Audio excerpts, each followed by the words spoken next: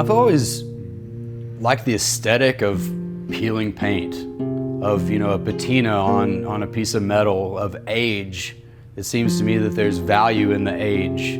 And when you take a sander across some splintered wood and you round that edge, there's just something about how it changes it, and how wood is so malleable and it kind of adapts to however you want to use it. Bit of an artist, a bit of a maker is a word that people use often. I take discarded items, reclaimed wood, secondhand materials, and make furniture, or more often than not, make art with the scrap pieces of those items. I think that art can be something easily approachable. It doesn't have to be something that's just stodgy in a museum somewhere. And that's one thing I'd like to do, is kind of inspire people, make them feel something, and to put the idea that art's for everybody. It really just started out making furniture, and then I would end up with these little scraps, these little pieces of blue, little pieces of red, and I thought, well, that scrap of wood's 100 years old too. Why should I throw it away? And then it became a challenge to see how much of this recycled wood and discarded materials that I could give a second life to.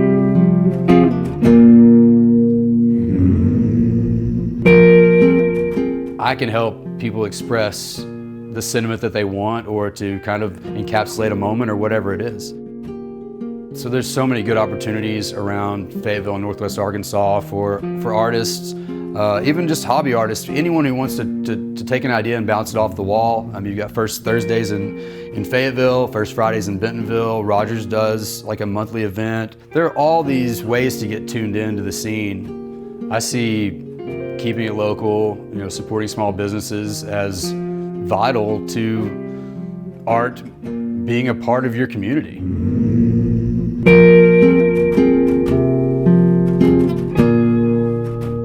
People are always asking me where I get my wood, and I tell them honestly, that's the easy part.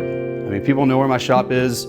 Last week I showed up and there was just this random cedar doghouse outside of my doors, and I still had no idea who brought it, but I've broken it up, and actually some of the pieces that I'm using today are going to be from that cedar doghouse. I've got a lot of friends that do housing remodel. I've got friends that see a dresser on the side of the road. They'll contact me or they'll bring it to me. Potter House thrift store, if they get some broken merchandise, they'll text me, they'll message me. So it's all putting those feelers out and people knowing what I do. Like I said, the wood's the easy part, and then it's up to me to spend the time, molding it and shaping it.